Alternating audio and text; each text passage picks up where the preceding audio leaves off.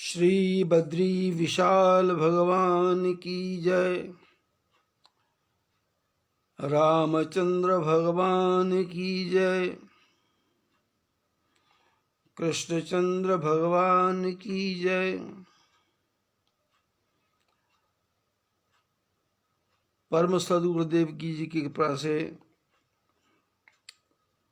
एवं भगवान की प्रेरणा से ये अद्भुत राम कथा अपनी अद्भुत यात्रा पर चल रही है,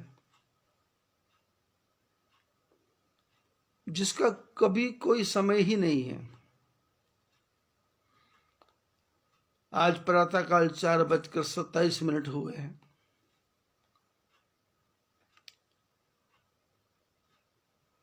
रात को 3 बजे विचार आया कि सत्संग करें।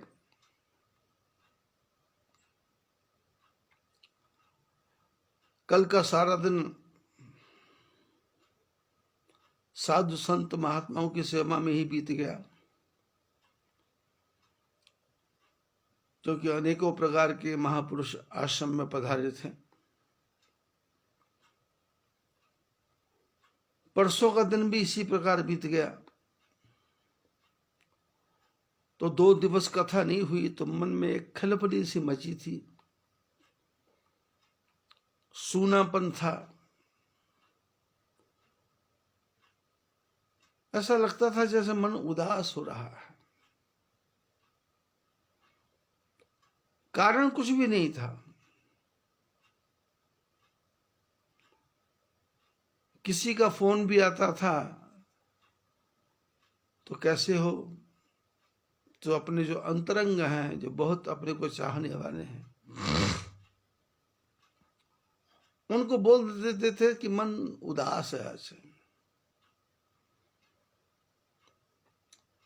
लेकिन आज रात को प्रातःकाल 3 बजे जब निद्रा खुली तो उदासी का कारण पता चला कि 2 दिन भगवान की कथा छूट गई।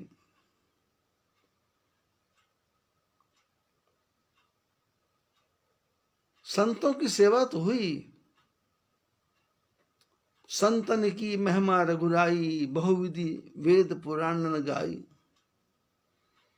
प्रथम ही संत चरण अति प्रीति, निज निज धर्म श्रुत निरत श्रुति नीति।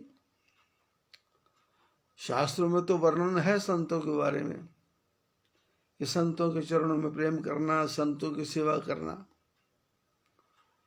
लेकिन शबरी जी को हर प्रकार की कथा सुनाते सुनाते राम भगवान बोले, नवम सरल सब सन छलहीना, मम भरोस ही हर्ष न दीना। भगवान की नवमी भक्ति क्या है?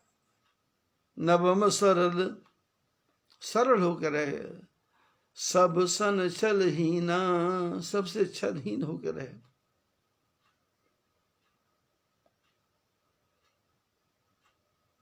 नवम सरल सब सन छलहीना,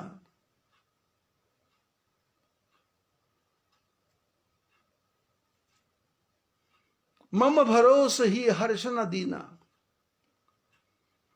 भगवान का भरोसा रखे, हृदय में खुश रहे, किसी के सामने दीनता ना दिखाए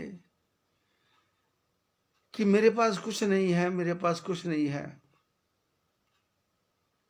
लेकिन ये संसार बहुत विचित्र है।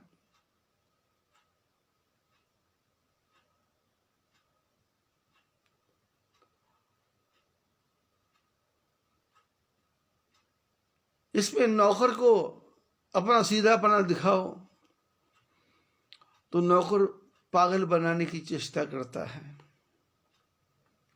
पैसा लूटने की चेष्टा करता है, ऐसी ऐसी कहानियां बनाएगा कि सरल महात्मा उसमें फंस जाएगा। आप लोग संसार में रहते हो, आपने देखा होगा, आप जितने सीधे हैं दुनिया आपके साथ उतना उल्टा व्यवहार करती है और आपका दिल तोड़ के चली जाती है, लेकिन भगवान तो रहते कहते हैं कि नौमी भक्ति तो यही है। दुनिया क्या करती है उसकी तरफ मत देखो। नवम सरल सब सन छलहीना। पहली भक्ति तो है प्रथम भक्ति संतन कर संगा। पहली भक्ति संतों का संग ही है। झूठ कपट निंदा को त्यागो, हर एक से तुम प्यार करो। घर आए मेहमान की सेवा से ना तुम इनकार करो। पता नहीं किस रूप में आकर नारायण मिल जाएगा। निर्मल मन के शीशे में वो राम के दर्शन पाएगा।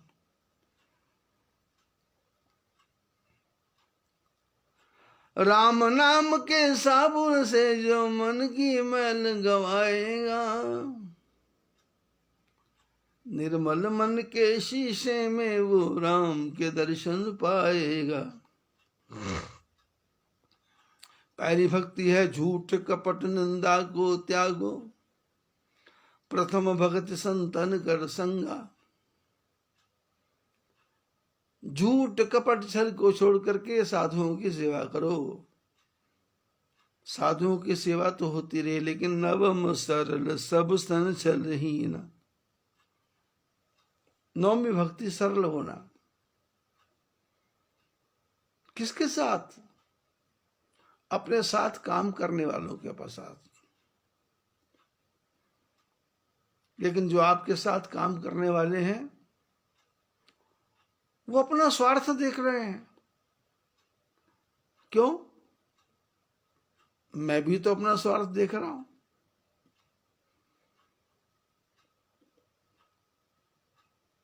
मेरे स्वार्थ का तरीका अलग है, नौकर के स्वार्थ का तरीका अलग है।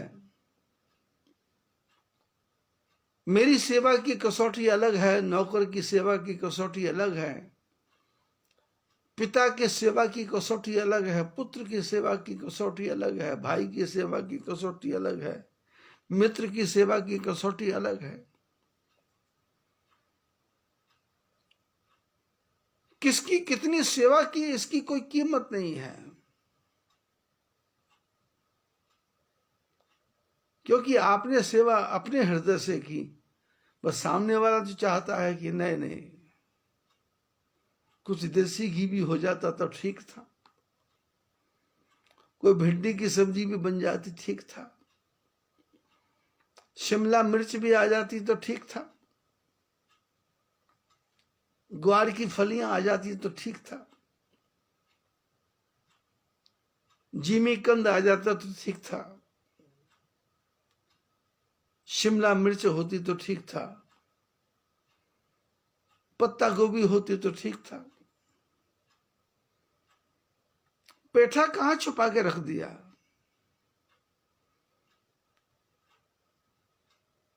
रिफाइंड तेल को क्यों छुपा छुपा के रख रहे हैं?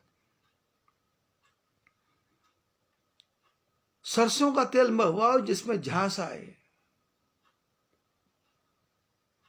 देगी मिर्च, कसूरी मेथी, दालचीनी,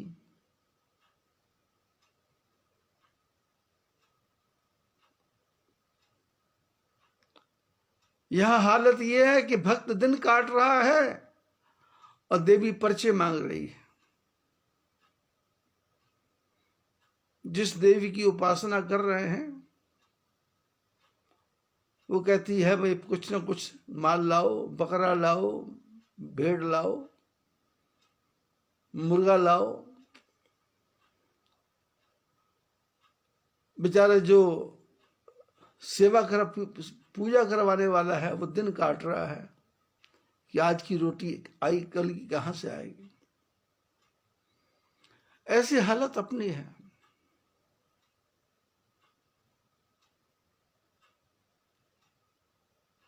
संतों की सेवा करें तो उनके भाग्य का आ रहा है।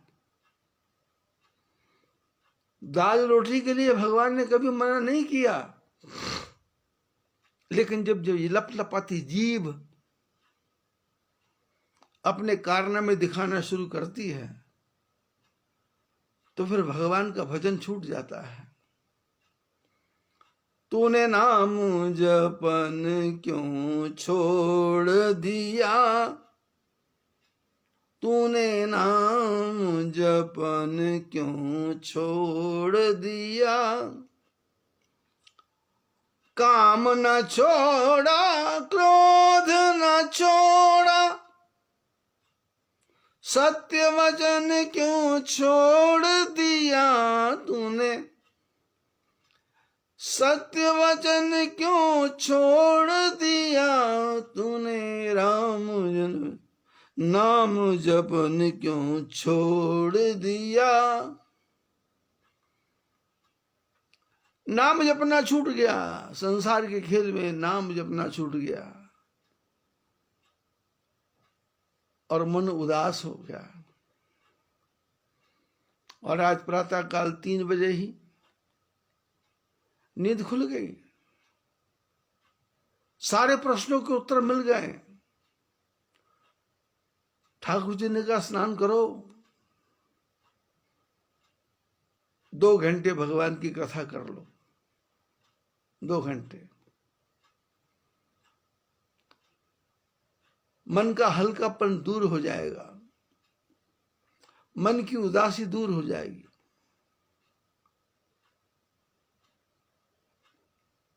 छियासठ साल की उम्र में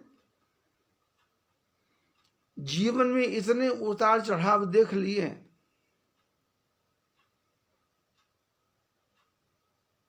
कि बड़े से बड़ा सत्य बोल के देख लिया, बड़े से बड़ा झूठ बोल के देख लिया। बड़ी से बड़ी ईमानदारी से काम करके देख लिया, बड़ी से बड़ी बेईमानी की तरफ ध्यान देकर देख लिया, लेकिन हाथ कुछ नहीं आया। हाथ वही आया जो होई है सोई जो राम रचि राखा, को करि तर्क बढ़ावे शाखा।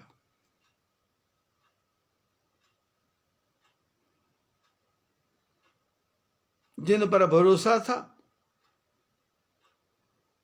उन्होंने धोखा दिया, और जिन पर कोई भरोसा ही नहीं था, जिनसे कोई रिश्ता ही नहीं था, उन्होंने सेवा की।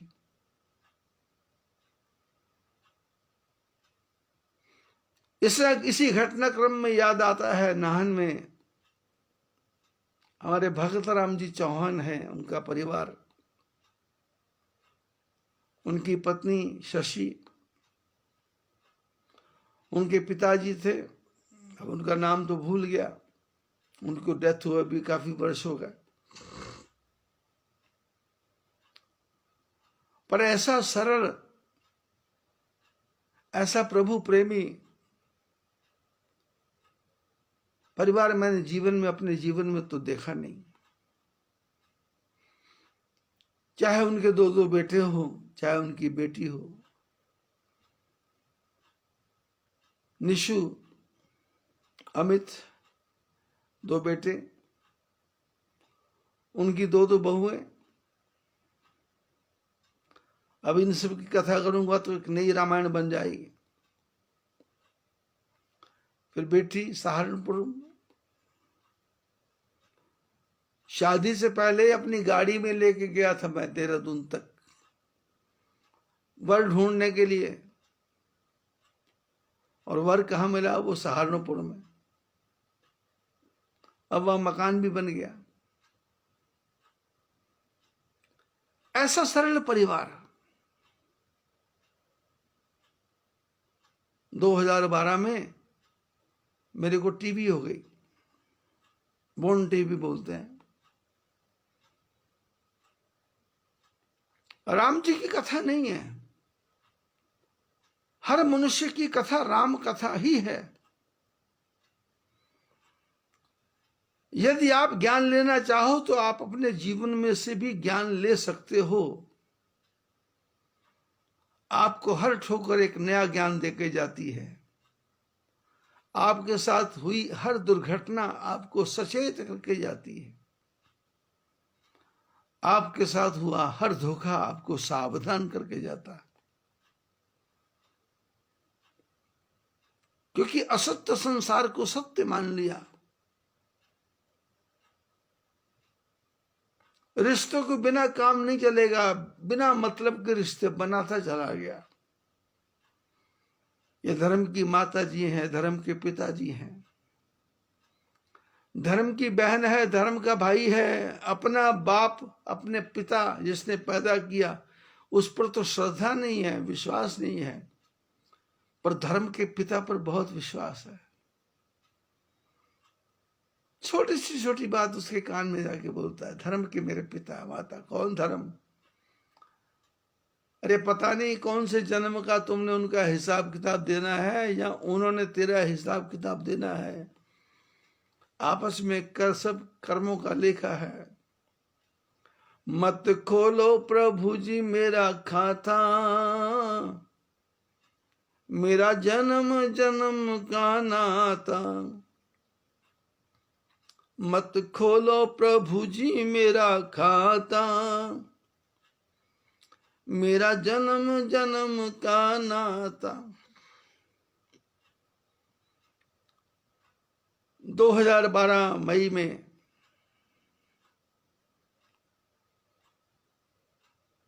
टीवी हो गई, बोन टीवी, शरीर की रीढ़ की हड्डी में हाथ ने काम करना बंद कर दिया, दिमाग ने काम करना बंद कर दिया। आज 9 वर्ष हो गए।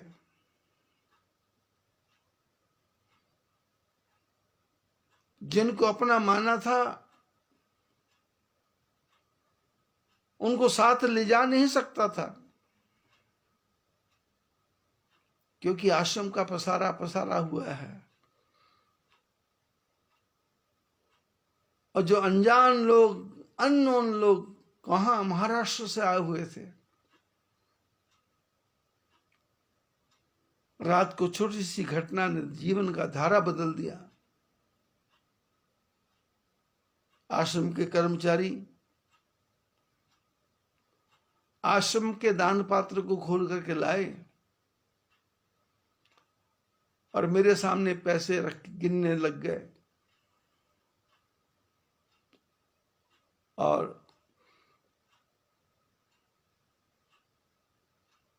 कुछ बड़े बड़े नोटों को मेरे को पकड़ा दिया कि ये इसको आप गिन लो।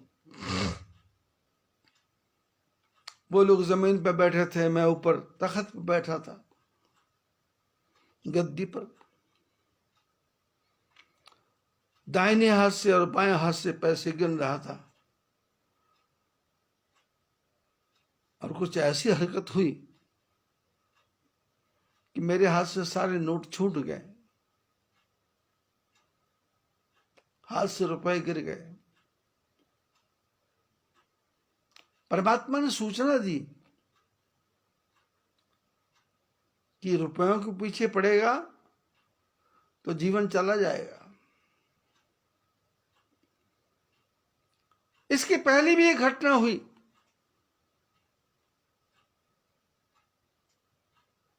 बीस वर्ष पहले, 25 वर्ष पहले, 30 वर्ष पहले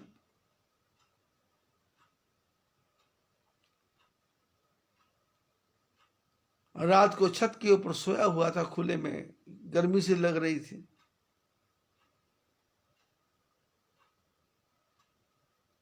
सवेरे मेरा जो सहयोगी था श्रीनंद, वो मेरे लिए खीर वगैरह, वो खिचड़ी वगैरह लेके आया, क्योंकि खाने का शौक मेरे को बचपन से ही नहीं है।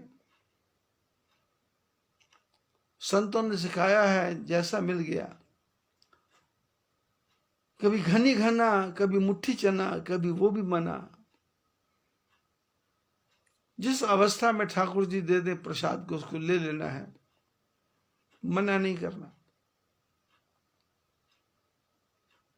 धूप में बैठा हुआ था, श्रीनंद खिचड़ी लेके आया, चम्मच दे दी।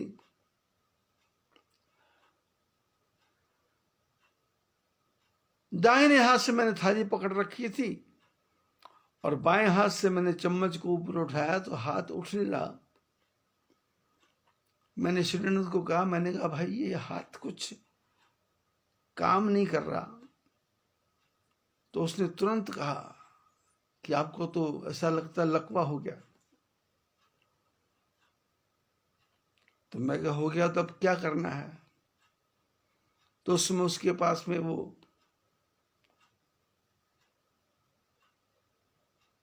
लूना थी, गाड़ी स्टार्ट की उसने लूना।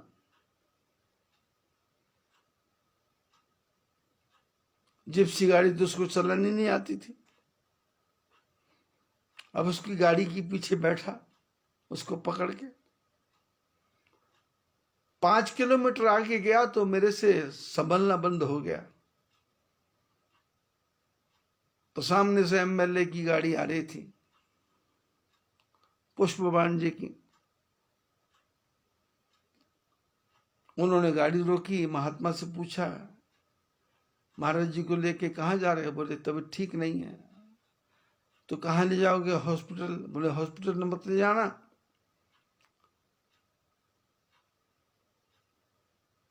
डॉक्टर कलम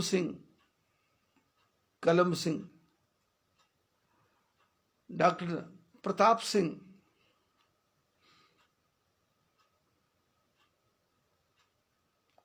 भोटिया डॉक्टर हैं, उनके यहाँ चले जाओ। सरकारी डॉक्टर के चक्कर में फंसना नहीं, क्योंकि कुछ भी सुविधा नहीं है वहां। पहुंचे, डॉक्टर ने चेकअप किया, देखा लकवा है। तो उसने कहा इसके इंजेक्शन तो देहरादून से मंगवाने पड़ेंगे। अब मेरी दशा को देख करके कुछ लोग जो मेरे परिचित थे वो पहुंच गए। भीड़ सी लग गई डॉक्टर के यहाँ। तो उसमें से एक डॉक्टर से बोला कोई इलाज नहीं है क्या, तुम्हारे पास कोई सुविधा नहीं है क्या। उसने कहा मेरे पास इंजेक्शन तो लकवे के आए हुए हैं, पर जिन्होंने मंगवाए हैं उनसे पूछना पड़ेगा।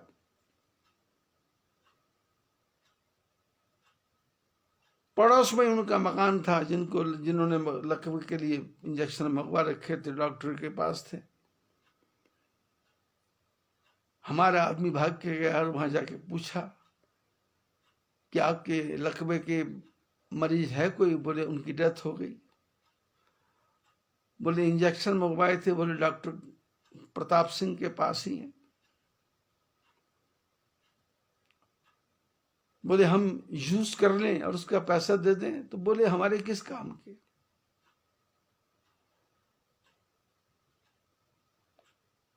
और उसने आके सूचना दी और उसके घर के आदमी को साथ लेके आया। बोले डॉक्टर साहब यदि महात्मा जी को लगते हैं इंजेक्शन तो लगा दो आप। डॉक्टर ने इंजेक्शन लगाया और 10 मिनट में असर हुआ। जो मेरी जीभ ढीली हो गई थी, जो मेरा मुंह टेढ़ा हो गया था,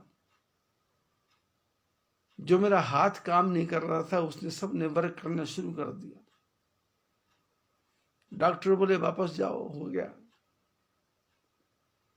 मैंने कहा भर्ती कर लो। बोले मेरे पास भर्ती करने की जगह नहीं। वापस आए शाम को, फिर आश्रम में फिर वही दौड़, फिर भागे।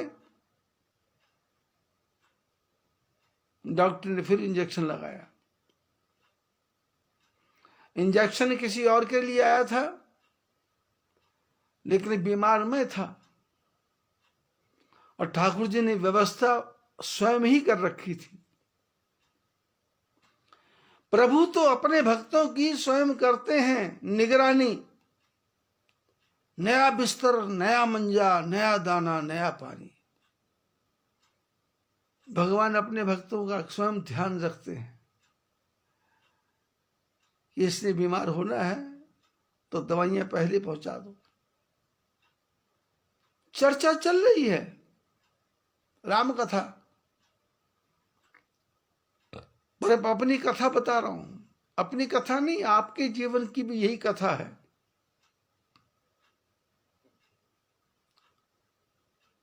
कभी कभी छोटी सी दवा भी काम आ जाती है, अजवाइन की शीशी की भी काम आ जाती है, कभी कभी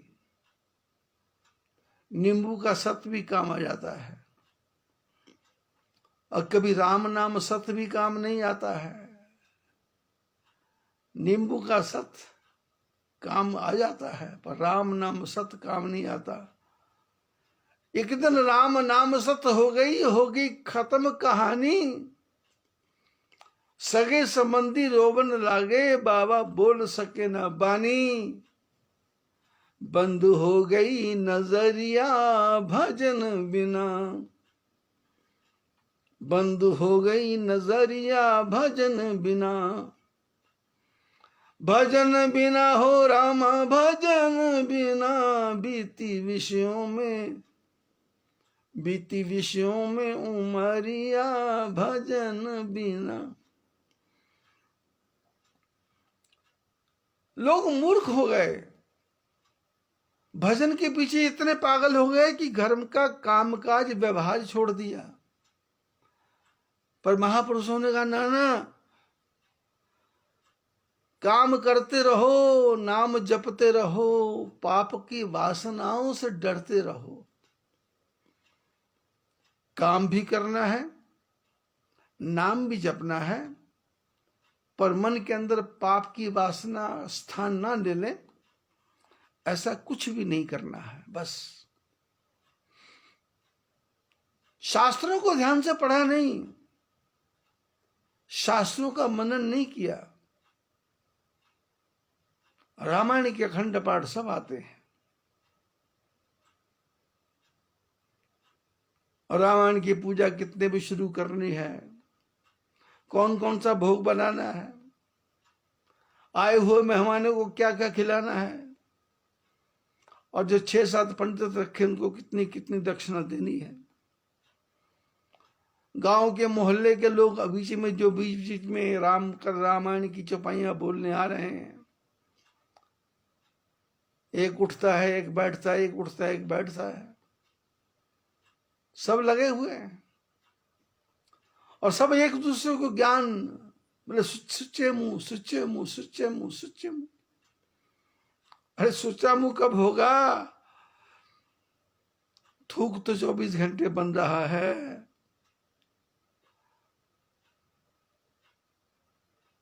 सच्ची बात बोलो, पर मन में तो छल कपट प्रपंच के दरिया बह रहे हैं। सच्ची बात कहां से बोली जाएगी? किसी को धोखा मत दो, बस ये शब्द कहना ही धोखा है, किसी को धोखा मत दो, क्योंकि संसार ही धोखा है। आदमी कब साथ छोड़ के चला जाएगा कोई भरोसा नहीं, आदमी कब तक साथ देगा कोई भरोसा नहीं, आदमी किधर से निकल जाएगा, न खिड़की ना झरोखा, दे जाऊंगा मैं धोखा, बन के हवा का झोंका मैं निकल जाऊंगा, मैं निकल जाऊंगा। निकल जाता ही है। धोखे से भरे संसार में किसी को धोखा मत दो, ये सोचना भी धोखा ही है। भगवान कृष्ण गीता में इसके बारे में साफ साफ कहते हैं, यो यथा माम प्रपद्यन्ते तांस्तथैव भजाम्य हम। जो मेरे को जैसा भजता है उसकी मैं वैसे ही रक्षा करता हूं। भक्त भगवान की पूजा करता है ऐसा नहीं, भगवान भी भक्त की पूजा करता है। अब 5 पैसे चढ़ा करके 5 करोड़ का काम भगवान से करवाएगा तो भगवान पागल है क्या? वो 5 पैसे उठा के भी इसके मुंह पे मारते। 5 पैसे चढ़ाए, 5 करोड़ की बात भगवान से बोली, जब बाहर आया तो देखा जूता ही गायब। अंदर कह रहा था तुमेव माता च पिता त्वमेव। लेकिन जब जूते के पास आया तो तुम ही हो माता पिता, तुम भूल गया। जूता ही सब कुछ था, जूता चला गया। 800 रुपए का लाया था। चोर रहते हैं, चोरी चोर रहते हैं, चोरों ने चुरा लिया। कोई भला मनुष्य से पूछे कि लोगों को 20 रुपए की चप्पल नहीं मिल रही, तेरे को 800 रुपए का जूता मिला, तो ये तेरे पास पैसा आया कहां से?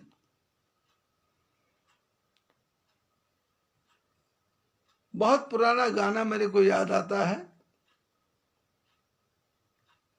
एक ईमान ने भगवान के मंदिर को लूटा, एक बेईमान ने मंदिर से चुराया जूता। एक बेईमान, जिसको बेईमान कहा, उसने तो मंदिर में जूता चुराया, और जिसको हम ईमानदार कह रहे थे उसने भगवान के मंदिर को लूट लिया। जितना दान पात्र में पैसा आया उसको अपने धंधे में लगा लिया, ब्याज में लगा दिया, और दुनिया को दिखा रहा कि मैं इसका ट्रस्टी हूं, मैं इसका पुजारी हूं, मैं इसका सेवक हूं।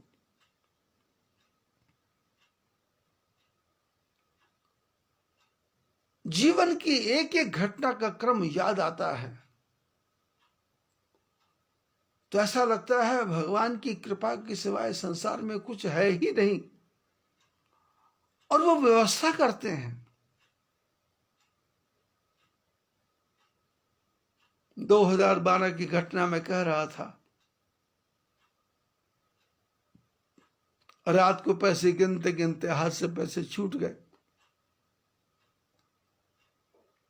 पैसे से मोह भंग हो गया कि शरीर रहेगा तो पैसा काम आएगा, शरीर ही खत्म हो जाएगा तो पैसा किस काम आएगा। आश्रम में जो लोग उपस्थित थे उनको कहा, भाई संभालो, मैं तो जाऊंगा। लोगों ने सोच लिया कि बाबा संसार छोड़ के जाएगा, ये तो मरेगा, इसलिए अच्छा हुआ ये सब कुछ अपने कब्जे में आ गया। अब तो कुछ चिंता वाली बात नहीं है। भूमिकाएं बनने लग गई, लोगों से चर्चा होने लग गई। मेरे मरने का कोई चांस नहीं, पर इनके मन में आने लग गया कि मृत्यु हो जाएगी, और फिर जो झूठी कहानियां होती है वो बनने लग गई। हमारा क्या होगा महाराज के बिना, हमारा क्या होगा महाराज के बिना। महाराज का तुम्हारे बिना क्या रहा, उसकी कोई चिंता ही नहीं।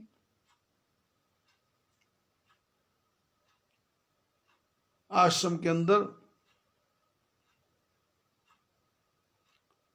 अमरावती महाराष्ट्र से रमेश गुड़वाले का परिवार आया हुआ था। ज्यादा कोई परिचय नहीं था, ऐसे सहज भाव से पूछ लिया कि गाड़ी के अंदर कितनी सवारी है। बोले एक सवारी की जगह है, तो मैंने कहा मैं साथ चलूंगा।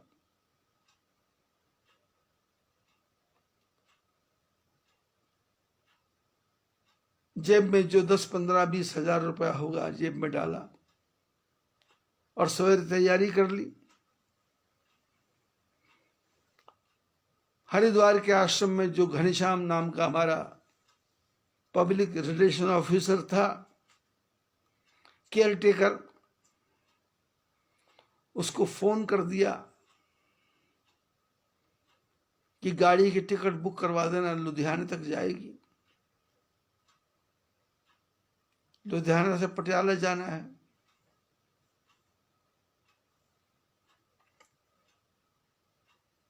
टिकट बुक हो गई।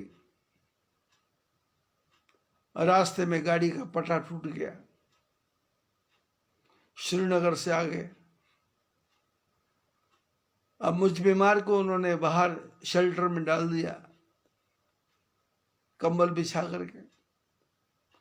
और ठाकुर जी की कृपा से जो पटा हरिद्वार से पहले मिलने वाला था, वो दुकान के सामने ही एक दुकान थी यहाँ गाड़ी खराब हुई, वो पटा मिल गया, पटा लग भी गया। ठीक गाड़ी चलने से 5 मिनट पहले हम स्टेशन में पहुंच गए।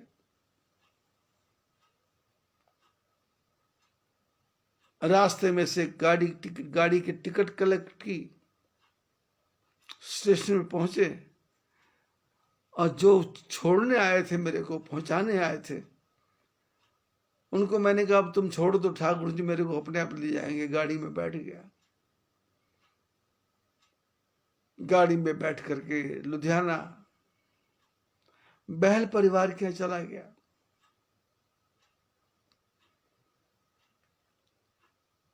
वो लोग पटियाला ले गए।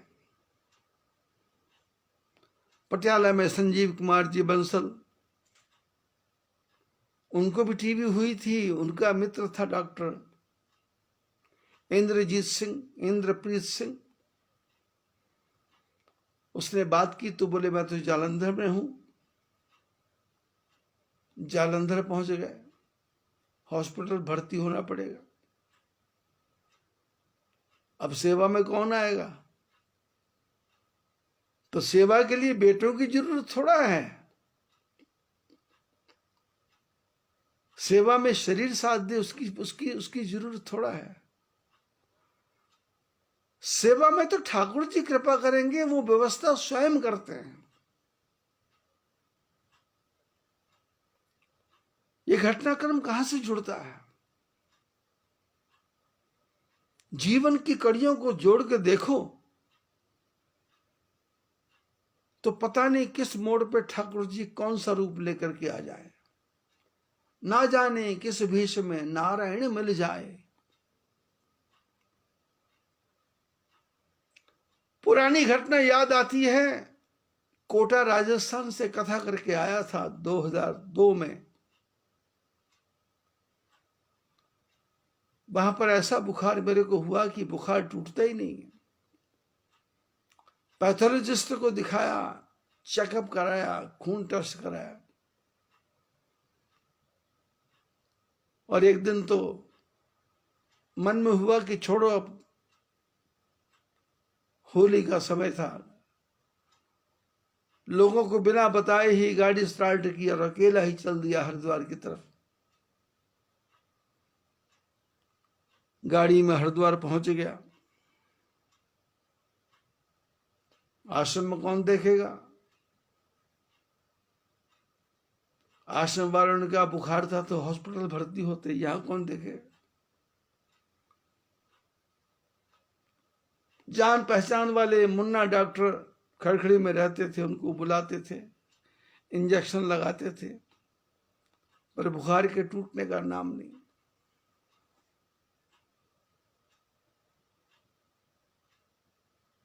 बुखार तो नहीं टूटा, मेरे को ऐसा लगा कि मैं ही टूट जाऊंगा। क्या करूं? विचार आया कि दिल्ली जाके भर्ती होते हैं। जो 2-4 कपड़े थे और जो कथा के जो थोड़ा बहुत मेरा सामान होता है उसको मैं पैक करके रखता था। आश्रम को संभालने वाले जो महात्मा थे, मैंने कहा मेरा सामान ये रख देना गाड़ी में, और मैं सवेरे जाऊंगा।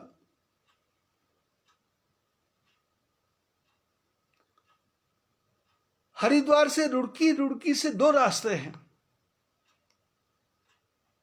एक रास्ता पंजाब की तरफ, एक रास्ता दिल्ली की तरफ। और रुड़की आते आते ठाकुर जी ने ऐसा दिमाग घुमाया कि गाड़ी पंजाब की तरफ घूम गई।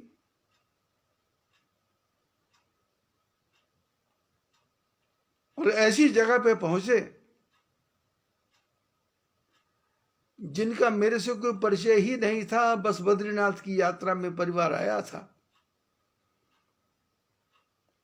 अब आप लोग नाम पूछेंगे तो ब्रिजमोहन जी शर्मा और नीलम देवी शर्मा, पति पत्नी, दोनों ही भाखड़ा नंगल में काम करते थे। जब बद्रीनाथ की यात्रा में आए थे, मेरे पास रुके थे, तो मैंने आशीर्वाद दिया था, ठाकुर जी की कृपा से मेरे मुंह से निकला था कि तुम्हारा अपना मकान बनने वाला है। तो उन्होंने कहा महाराज हमारे पास कहाँ नौकरी वालों का कहाँ मकान, सरकारी क्वार्टर में रहते हैं। मैंने कहा मकान बनेगा।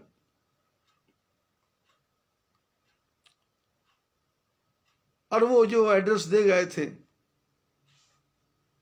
कौन सा के नंबर था, के ब्लॉक था, गाड़ी चलाते चलाते शाम के 4 बजे के ब्लॉक में पहुंचा। ब्रजमोहन जी शर्मा बोले जी उन्होंने तो अपना मकान बना लिया है अजौली मोड़ पे। और रात के 6 बजे अजौली मोड़ पहुंचे, गाड़ी सड़क पे रखी। तो जिसके पास जा रहे हैं वो चाहेगा भी या नहीं चाहेगा।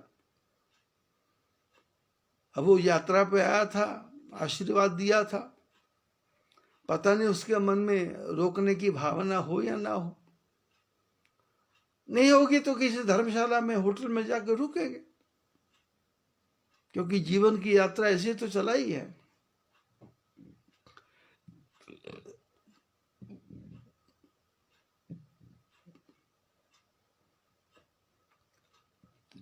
उनका लड़का गगन जो यात्रा में आया था, वो छत पे खड़ा था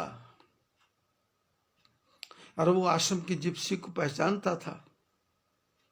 वो छत से भागे भागे नीचे गया, माँ मम्मी मम्मी मम्मी, पिताजी पिताजी पिताजी। वो बद्रीनाथ वाले महात्मा आए हैं। अब बद्रीनाथ में तो हजारों पंडा, अब कौन से आए हैं। तो पिताजी माताजी बाहर आए, देखा मेरे को, तो बोले गाड़ी में क्यों बैठे हो। मैंने कहा गाड़ी कहाँ रखनी है, बाहर। बोले नहीं अंदर लेके आओ। गाड़ी अंदर ले गए। अब ये नहीं बताया कि कितने दिन ठहरना है, और उन्होंने भी ये नहीं पूछा। जो भी हल्का फुल्का चाय नाश्ता वगैरह हुआ, और बोले कैसे आए। मैंने कहा मेरे को बुखार है।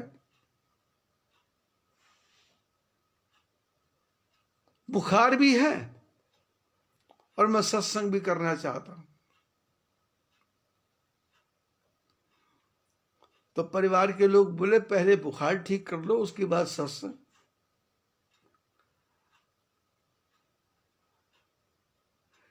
मैंने कहा दोनों होंगे, सत्संग भी होगा, बुखार भी ठीक होगा। और सत्संग करना क्या है। तो उन्होंने कहा, उनकी अप्रोच थी, सामाजिक लोग, ब्रजमोहन जी शर्मा, सबकी भलाई में, सबके सुख में साथ देने वाले, सबके दुख में साथ देने वाले।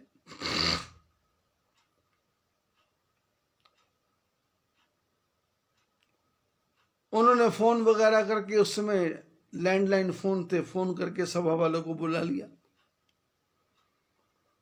हमारे आज घर में महात्मा जी आए हैं, कथा करना चाहते हैं। वो लोग आए, चर्चा चली। बोले कथा तो कोई और करने आएगा रामनवमी की।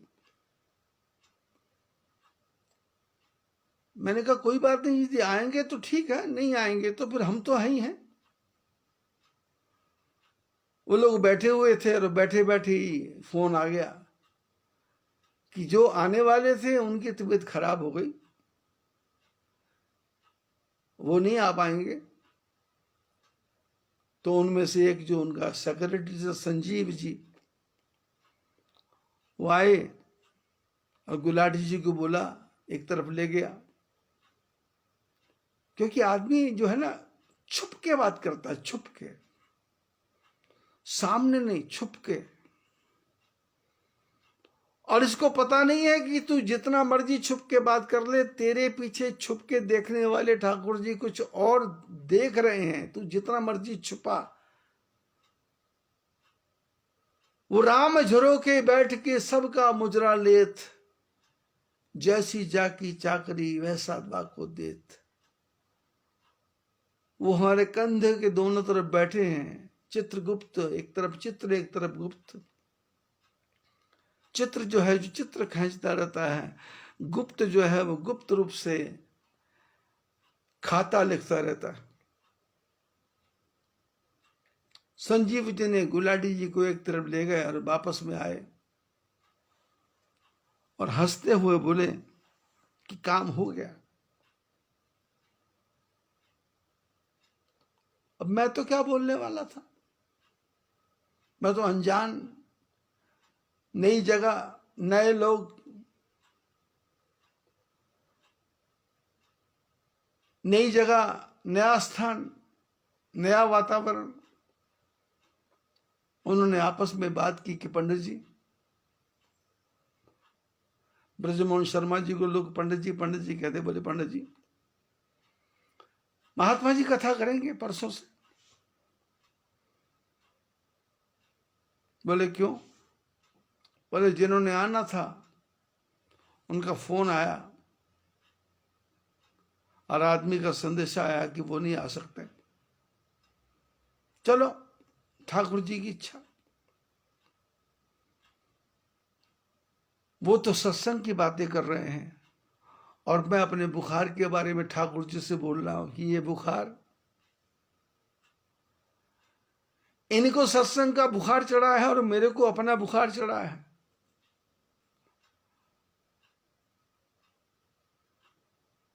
रात जैसे तैसे काटी, रात के 1 बज गए, बुखार टूटने का नाम नहीं ले रहा। ब्रजमोहन जी ने कहा कि हमारे यहाँ एक बच्चों के डॉक्टर हैं, उनके यहाँ चलते हैं। तो मैंने नहीं कहा कि बच्चों के डॉक्टर में बुढ़ों का क्या काम, क्योंकि मैं भी तो बच्चा ही हूं, ठाकुर जी का बच्चा छोटा सा। अब पहुंच गए वहां तो जो पैथोलॉजिस्ट था सरदार जी वहां, उन्होंने कहा खून टेस्ट करना पड़ेगा। खून दे दिया और खून देने के बाद में उन्होंने ब्लड रिपोर्ट जब इकट्ठी की, मेरे को बुलाया उस पैथोलॉजिस्ट ने। उसने माइक्रोस्कोप में मेरे को दिखाया कि आपके पेशाब में इन्फेक्शन है। हम खून में ढूंढ रहे थे पर निकला पेशाब में। क्या निकला? तो बोले देखो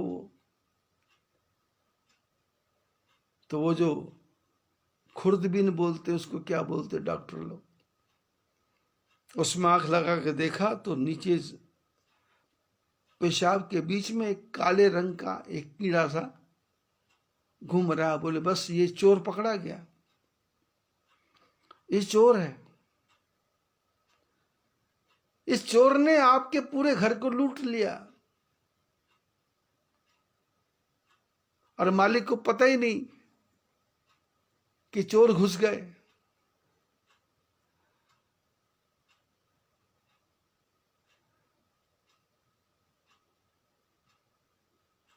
चोर गठरिया लूट के ले गए, जीवन को संभाला नहीं, चोर अंदर ही बैठा हुआ था।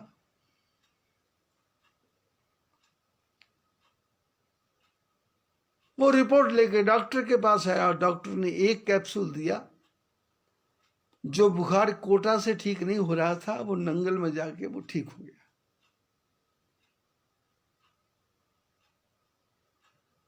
जीवन की धारा कैसे बदलती है, कौन किस समय कहां पर किस मौके पर कैसे सेवा करने के लिए तैयार हो जाए। थोड़ा भगवान पे विश्वास तो करके देखो, वो कैसे सहायता कर देंगे। पर हमको भगवान पर विश्वास ही नहीं है। बस मुसीबत ये है, जो बुखार 15-20 दिन 1 महीने से ठीक नहीं हो रहा था, वो डॉक्टर जमवाल, बच्चों के विशेषज्ञ, उनके पैथोलॉजिस्ट सरदार जी, उनके एक यूरिन टेस्ट से बीमारी का पता लग गया। चोर पकड़ा गया, और चोर को जब पकड़ा गया तो फिर सजा। एक ही कैप्सूल में आदमी ठीक।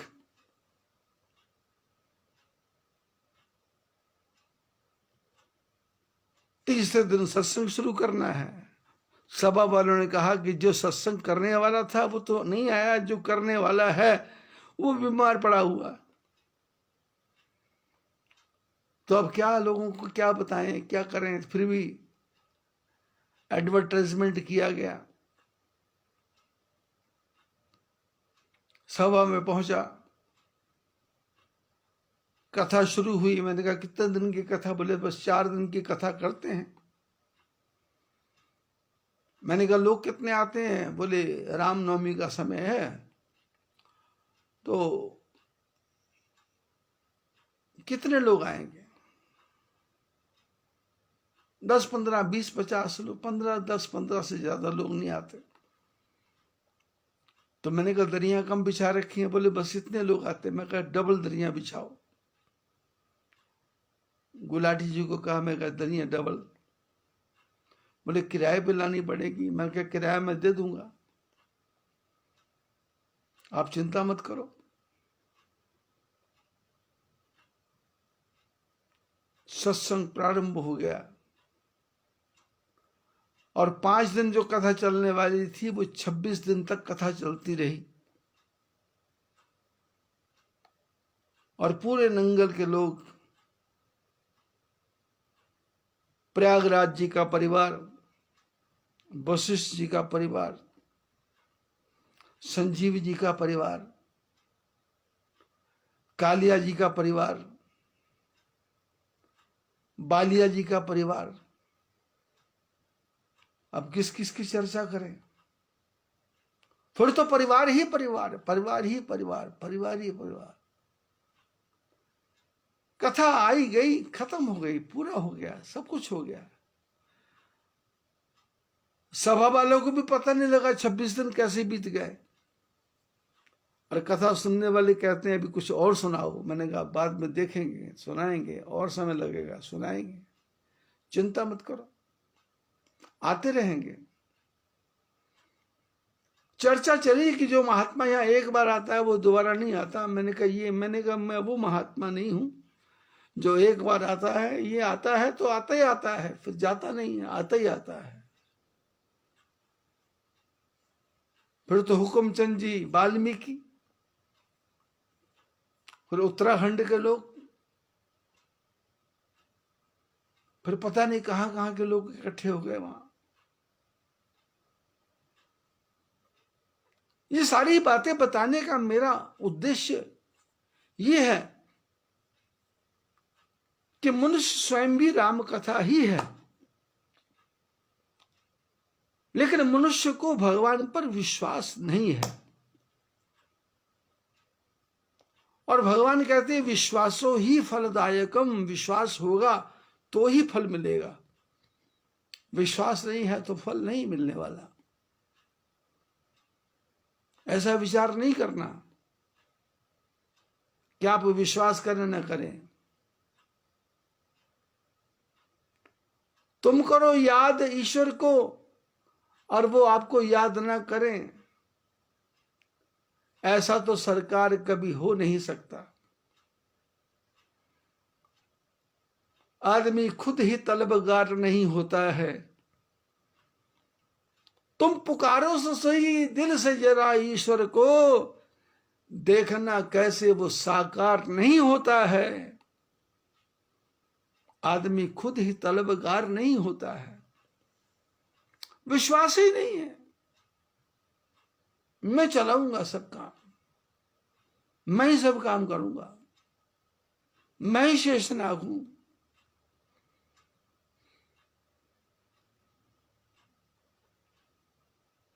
मैं नहीं रहूंगा तो फिर इसका क्या बनेगा?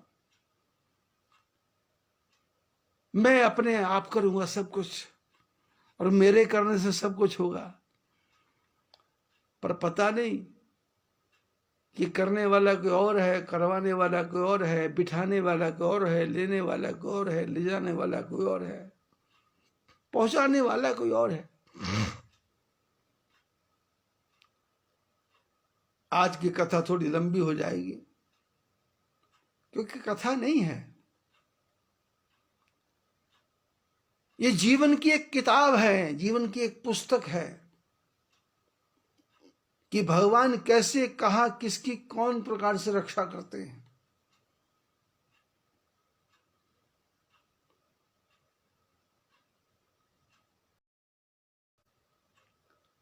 अब ये ब्रजमोहन जी का परिवार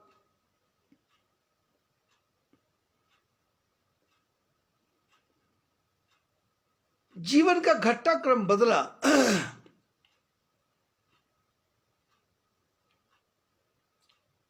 2012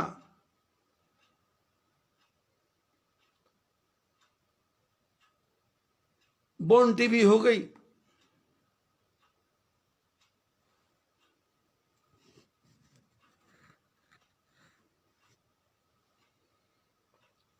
बॉर्न टीवी हो गई। किसको बोले? तो ब्रजमोहन जी को सूचना दी।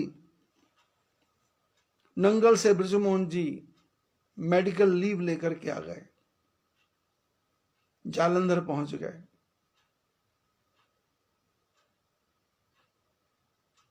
मैं अकेला जीव जो अपने जीवन की बीमारी को किसी को भी नहीं बताने वाला, स्वयं ही भोग लेता हूं, स्वयं ही सहन कर लेता हूं, स्वयं ही अपने आप में जी लेता हूं।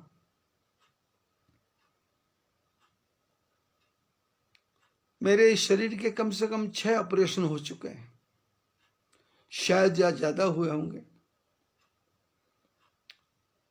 पर मैंने कभी अपने परिवार के लोगों को नहीं बताया कि ये ऑपरेशन होने वाला है। ऑपरेशन हो गया, उसके बाद बता दिया कि ऑपरेशन हो गया, लेकिन ऑपरेशन होना है इसके बारे में कोई परिवार से चर्चा नहीं। बस ठाकुर जी से ही चर्चा है कि तेरा राम जी करेंगे बेड़ा पार, उदासी मन काहे को डरे। काहे को डर रहा है? ब्रजमोहन जी शर्मा आ गए सेवा करने के लिए, गुरु नानक मिशन हॉस्पिटल पहुंच गए, कमरा ले लिया गया, संजीव जी बंसल सहायक हुए, भर्ती हो गए। डॉक्टर ने अपना वो शुरू कर दिया जो उनका धंधा होता है, खून टेस्ट करो, ये टेस्ट करो, ऑपरेशन होगा, हाथ नहीं काम करता, रीढ़ की हड्डी का ऑपरेशन होगा, ये होगा, वो होगा। मैंने डॉक्टर इंद्रप्रीत से कहा, मैंने कहा देखो भाई, चाहे रीढ़ की हड्डी का ऑपरेशन कराओ,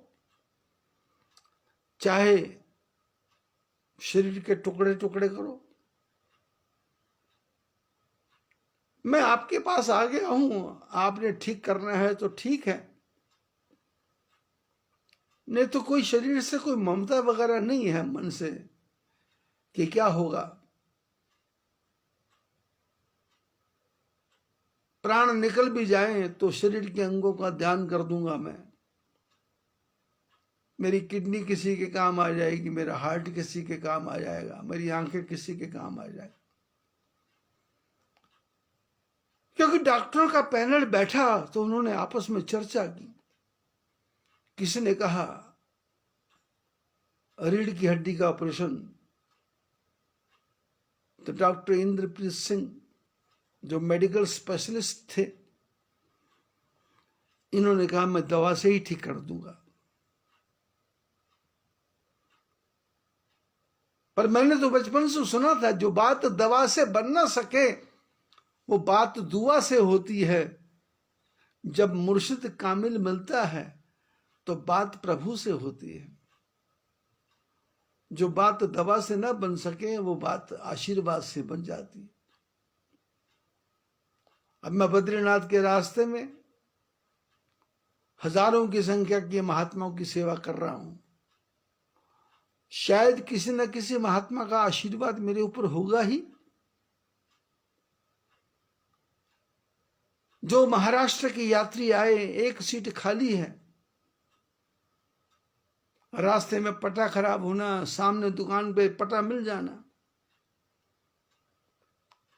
उसके बाद सहायता करने के लिए ब्रिजमोहन का आ जाना और गाड़ी के चलने के 5 मिनट पहले मेरा स्टेशन पे पहुंच जाना। आगे फोन कर दिए गए थे, लेने वाले स्टेशन पे आ गए। चेलों की आंखों में आंसू थे कि गुरुजी को क्या हो गया। मैंने कहा कुछ नहीं हुआ। अब उनकी आंखों में आंसू देख करके मैं भी रोने लग गया। अब वो मेरे को समझा रहे हैं, मैं उनको समझा रहा हूं, पर किसी की समझ में कुछ नहीं आ रहा।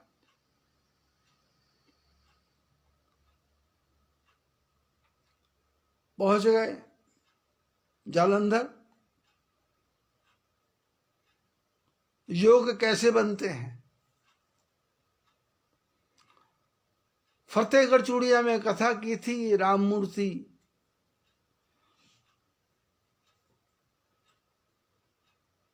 सुनार की दुकान, उनके बेटे अमन वगैरह,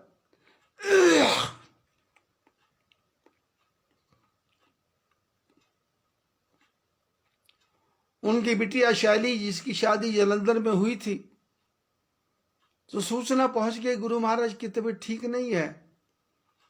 तो उन्होंने अपनी बिटिया के यह संदेश भेजा कि गुरु महाराज की तबीयत ठीक नहीं है। तो जो बिटिया थी वो ऐसे परिवार में शादी हुई, वर्मा परिवार में,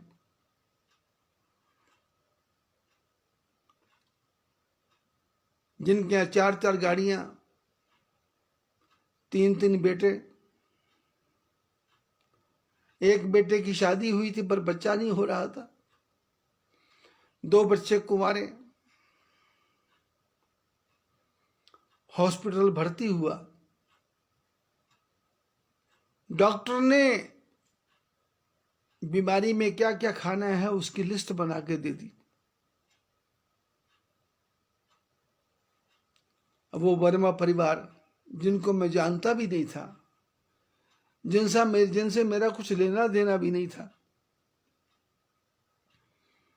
पर कपूरथला में एक लुधियाना का हैप्पी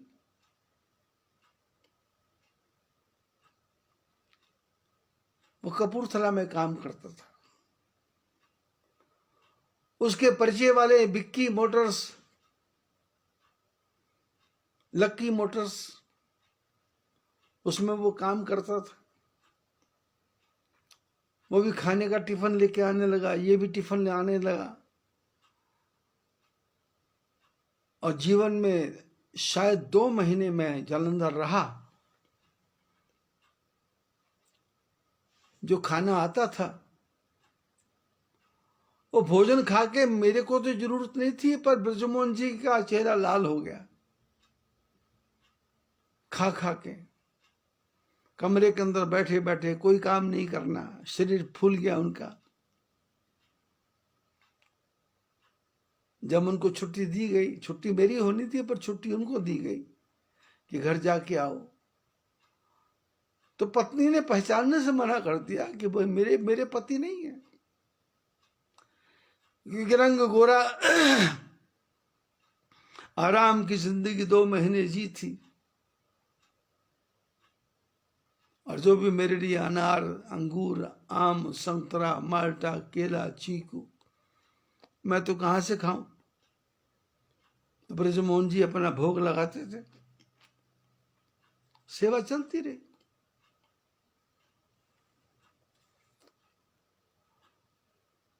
डॉक्टर ने कहा कि 6 महीने का कोर्स है, इंजेक्शन लगेंगे, अब और तो कोई काम नहीं है, इंजेक्शन लेकर के आप चले जाओ। जाऊं तो जाऊं कहां। डॉक्टर ने कहा था एसी चाहिए।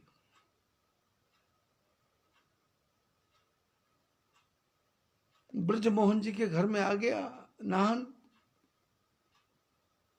ब्रजमोहन जी नहीं, भगत राम जी के घर में आ गया नाहन। बच्चे छोटे छोटे थे, जिनकी वर्मा जी की बात मैं कर रहा हूं, उनको उस समय 2012 में आशीर्वाद दिया था, तुम्हारा 3-4 मंजिल का मकान बनेगा, बेटों की शादियां सबकी हो जाएंगी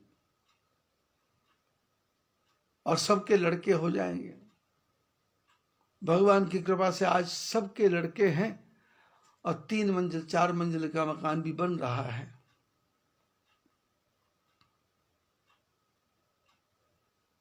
नाहन आ गए।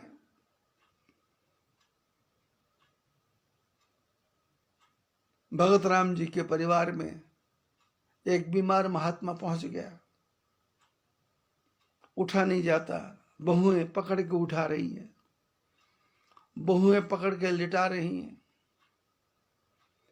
क्योंकि ससुर में इतनी हिम्मत नहीं है और अपने को नहीं समझ रहा कौन उठा रहा है कौन बिठा रहा है, क्योंकि बीमार आदमी को क्या पता कौन क्या है। हाथ पकड़ के उठा रहे तो बोल रहा इधर से नहीं इधर से पकड़ो, यहां से नहीं यहां से पकड़ो। इंजेक्शन रोज लगना है, पेंसिलिन का इंजेक्शन। गौतम परिवार के लोग आ गए, डॉक्टर की व्यवस्था हो गई, डॉक्टर घर आके इंजेक्शन लगाता। कमरे में एसी लगना था, मैंने कहा एसी लगाओ।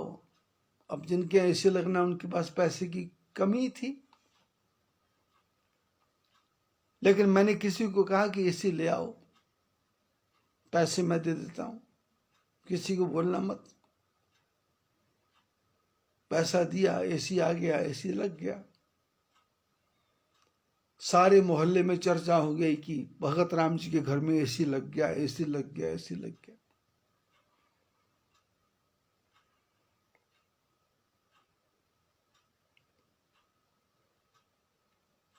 बेटों ने बहू ने इतनी सेवा की, इतनी सेवा की कि 6 महीने तक मेरे को अपने पास रखा।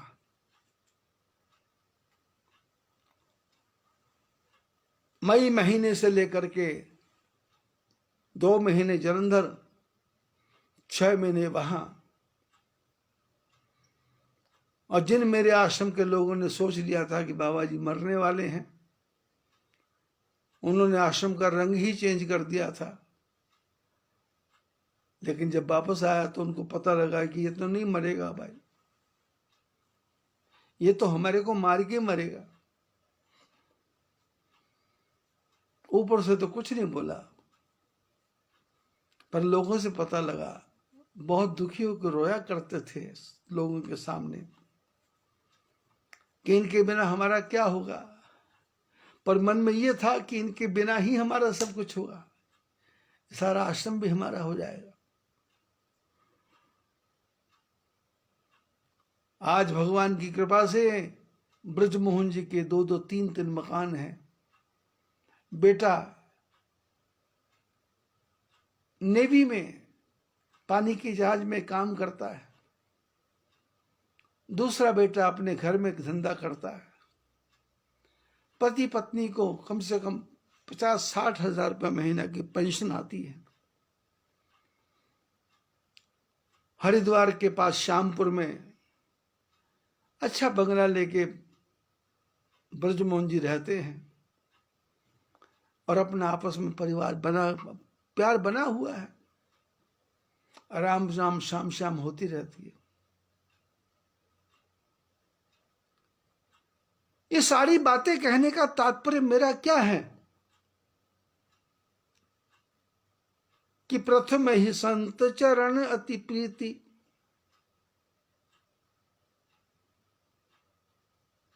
प्रथम भगति संतन कर संगा,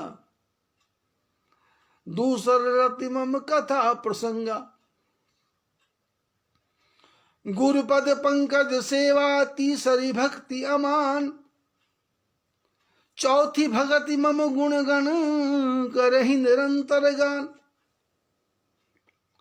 मंत्र जाप मम दृढ़ विश्वासा, पंचन पंचम भजन सुवेद प्रकाशा, शठतमशील विरति बहुकर्मा निरति निरंतर सज्जन धर्मा सातम सम मोहित में देखा मोते अधिक संत कर लेखा अश्वम यथा लाभ संतोषा स्वप्ने हुने ही देख ही पर दोषा नवम सरल सब सन चल हीना मम भरोस ही हर्ष न दीना। नौमी भक्ति है सरल बन के रहे, सामने वाला सरल बन के रहे इसकी तो सोचना ही नहीं, आप सरल बन के रहो। क्योंकि आप शीशे में अपना चेहरा देखोगे तो आपको अपना चेहरा दिखाई देगा। यदि आप सरल हैं तो शीशा सरल बताएगा, यदि शीशा आप सरल नहीं है तो दिल की बात बता देता है असली नकली चेहरा। लाख छुपाए छुप न सकेगा राज वो कितना गहरा, दिल की बात बता देता है असली नकली चेहरा।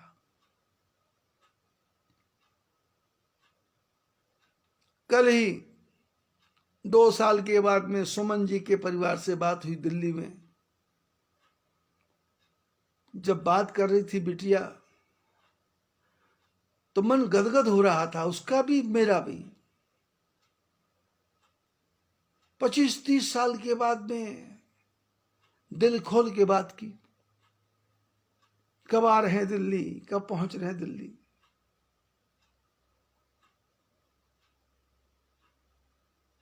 कौन आए, नवम सरल सब सन छलहीन। आप स्वयं सरल हो जाओ, सबसे छलहीन हो जाओ। और भगवान कहते मम भरोस, भगवान का पूरा भरोसा रखो। ही हर्ष हृदय में खुश रहो, न दीना दीन बन के ना रहो कि मेरा क्या। भामिनी मोरे सकल प्रकार भगति दृढ़ तोरे। 9 प्रकार की भक्ति। कल मन उदास था, आज मन गदगद है, हृदय प्रसन्न है। क्योंकि जीवन के वो घटनाक्रम के पन्ने पलट के बाहर आए कि जिस हर पन्ने से पता लगता है कि भगवान की दया, भगवान की दया, भगवान की दया, भगवान की दया। कौन मर गया इसकी चिंता नहीं, कौन छूट गया इसकी चिंता नहीं, कौन है उसकी परवाह नहीं, जो कौन आएगा उसकी चिंता नहीं। आए उसका स्वागत है, नहीं आए तो ठाकुर जी की लीला है। हम इंतजार करेंगे, हम इंतजार करेंगे। कब तक? जब तक ठाकुर जी की इच्छा होगी हम इंतजार करेंगे। कल मन उदास था, उदासी का कोई कारण नहीं, उदासी का एक ही कारण कि सत्संग नहीं हुआ। और जिनको सुनाना चाहता हूं वो सुनने को तैयार नहीं है। क्योंकि दिवाली की तैयारी करनी है, व्हाइट वॉश करना है, घर का सामान ठीक करना है। और इसी बीच में सूचना आती है कि बेटे के मुंह में छाले हो गए, कैंसर हो गया। नाहन से परिवार पूरा हॉस्पिटल में है। अब कहने का मन तो नहीं है, लेकिन कहना पड़ रहा है कि मैं बोल रहा था सत्संग सुनो, पर सत्संग की तरफ ध्यान नहीं था। घर की सफाई करना है। अब घर की सफाई कौन कर रहा होगा? रात दिन हॉस्पिटल में रहना पड़ रहा है। इसलिए नवम सरल सब सन छलहीन। सरल हो जाओ, सीधे हो जाओ तो तेरा राम जी करेंगे बेड़ा पार। उदासी मन काहे को डरे, तेरा राम जी बेड़ा पार करेंगे। पैसे की चिंता नहीं करना, शरीर की चिंता नहीं करना, बस ठाकुर जी का चिंतन करना। और वो ठाकुर जी ऐसी जगह जाके बिठाएंगे, क्योंकि अपने को कोई परवाह नहीं है। आज अभी मृत्यु हो जाए तो तैयार बैठे हैं, क्योंकि करना क्या है, अभी सेवा ही कर रहे हैं, और मृत्यु के बाद दूसरा जन्म मिलेगा तो उसमें भी वही काम करना है, वही धंधा करना है, वही सेवा करना है।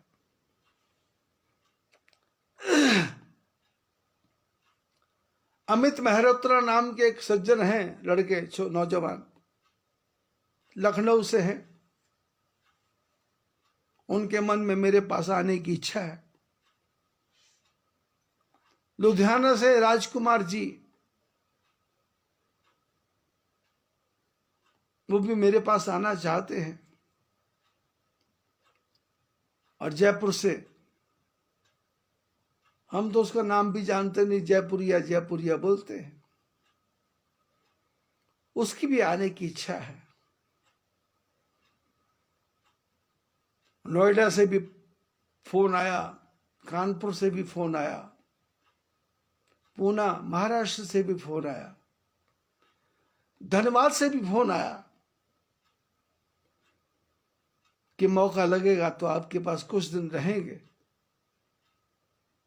लेकिन फोन आने वालों ने नहीं आए, और जिनका फोन नहीं आया वो चेन्नई से विनोद कुमार जी सिंगल, उनका परिवार कितने दिन यहां काट गया उसका हिसाब किताब ही नहीं है। अमेरिका से उनके परिवार के लोग आए, वो भी रह के चले गए। अभी शायद 2-4 दिन के बाद में माहेश्वरी जी, रिटायर्ड एडवोकेट, रिटायर्ड जज, हाई कोर्ट नैनीताल उत्तराखंड के, वो आश्रम में आने वाले हैं। जिनका योग बना हुआ है उनका कोई भरोसा नहीं, उनको कहना नहीं पड़ता। जिनका योग नहीं बना है वो कहते हैं आएंगे आएंगे आएंगे। और हमने अपने जीवन में कहा कि किसी को नहीं कहना आओ, जिसके भाग्य में आने लिखा है वो आएगा ही आएगा, और जिसके जीवन में लिखा है रहना वो रहेगा ही रहेगा। अमृतसर के पवन जी पिछले 4 महीने से आश्रम में रह रहे हैं, सेवा चल रही है। पहले मैं नौकर रखा करता था, लेकिन अब मेरे पास पैसा नहीं है, तो ठाकुर जी ने कहा तू क्यों डर रहा है, बिना पैसे के आदमी भेज रहा हूं। अपने घर से पैसा मंगवा के खर्च करेंगे, और तेरी सेवा बेटे से भी ज्यादा करेंगे, पत्नी से भी ज्यादा करेंगे, भाइयों से भी ज्यादा करेंगे, मित्रों से भी ज्यादा करेंगे। आ रहे हैं। बीच में जीवन की थोड़ी अपनी अपनी कमियां हैं, जिसके कारण मैं किसी को बुला नहीं पा रहा। नहीं तो यहां पर इतने आदमियों की जगह भीड़ हो जाए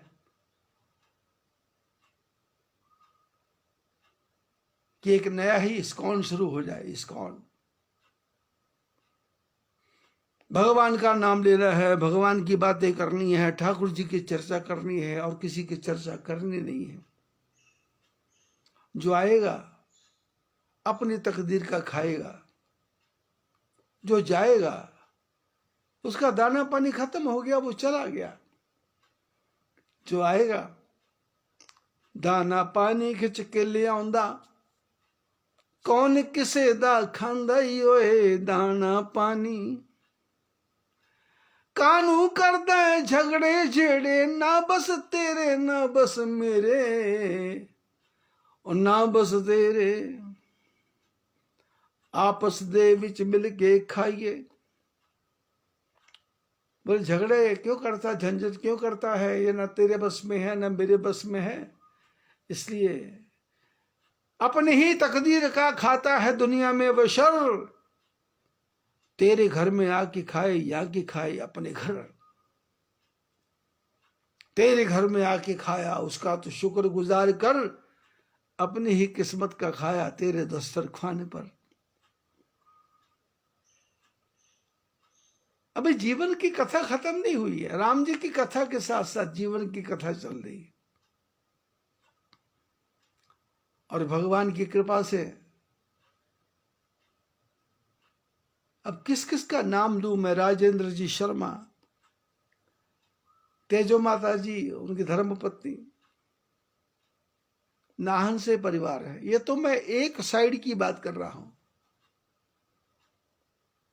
कहा गुवाहाटी चीनी कोठी में अशंक हेमशंक शर्मा, अखम के लोग, असम के लोग, जिनका पूरा परिवार मेरी सेवा करने को तैयार, जैसे माँ बाप पुत्र की सेवा करते हैं। विजय दीवान एडवोकेट हाई कोर्ट, जो किताबें लिखा करते थे, अब तो पिछले 30 साल से कोई परिचय नहीं है, ज्यादा आना जाना नहीं है। उनसे मेरा परिचय, फिर गुजराती परिवार गुवाहाटी में, फिर राधे श्याम जी अजमेरा, फिर उसके बाद में बीकानेर के भगवान दास जी शर्मा, शर्मा राइस मिल, फिर बनवारी लाल जी गुप्ता, नापासर, गोगासर, मालासर, बीकानेर जिला के लोग वहां रहते। फिर एक हमारी माता जी बनी हुई जिनके पति नारायण जी, राजोबाई। अब ठाकुर जी की कृपा कहाँ है? जब ठाकुर जी की कृपा ढूंढता हूं तो फिर ये पता लगता है, बुरा जो देखन मैं चला, बुरा न मिले कोई, जब आपा मैं देखिया तो मुझसे बुरा न कोई। और भगवान कहते हैं मेरे से मिलना है तो नवम सरल सब सन छल, सरल बन जाओ, सब सन छल छलहीन हो जाओ। आपसे कोई धोखा करता है तो शायद आपने उसका पूर्व जन्म का कुछ देना था। नवम सरल सब सन छलहीन, और मम भरोसे ही हर्ष नदी, मेरे पे भरोसा रखे, खुश रहे। ये 9 प्रकार की भक्ति है। और भरत जी माता कौशल्या को कहती है, कारण ते कारज कठिन, होई दोष नहीं मोर, कुलस अस्थिते उपलते लोह कराल कठोर, ग्रह गृहीत पुनि बात पुनि, तही पर बीछी मार, ताही पिया ये वारुणी, कहो कौन उपचार। बोले एक तो आदमी ग्रह से मारा हुआ है, ग्रह दशा ठीक नहीं है,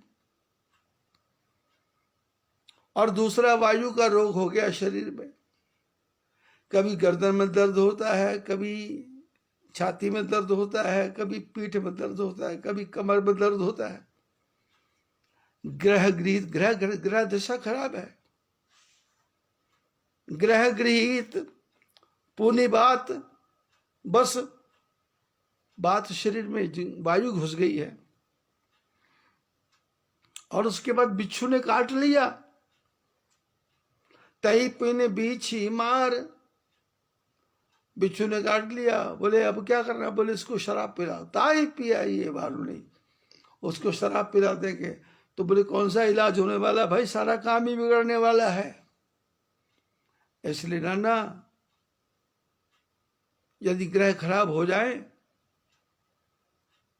वायु का रोग हो जाए, सारे रास्ते मुश्किल हो जाए, उस समय भगवान पर इतना भरोसा करें कि जो भी करेंगे वो ठाकुर जी ठीक करेंगे। आज की कथा फिर थोड़ी लंबी हो गई।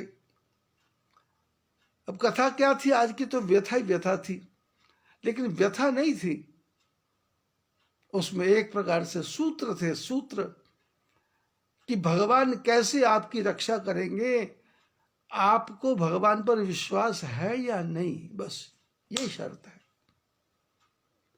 अब ये शर्त जिस दिन पूरी हो गई, सारे काम ठीक हो जाएंगे। आज बस इतना ही। सभी को आशीर्वाद। बद्री विशाल भगवान की जय। 6 बज गए। आज कथा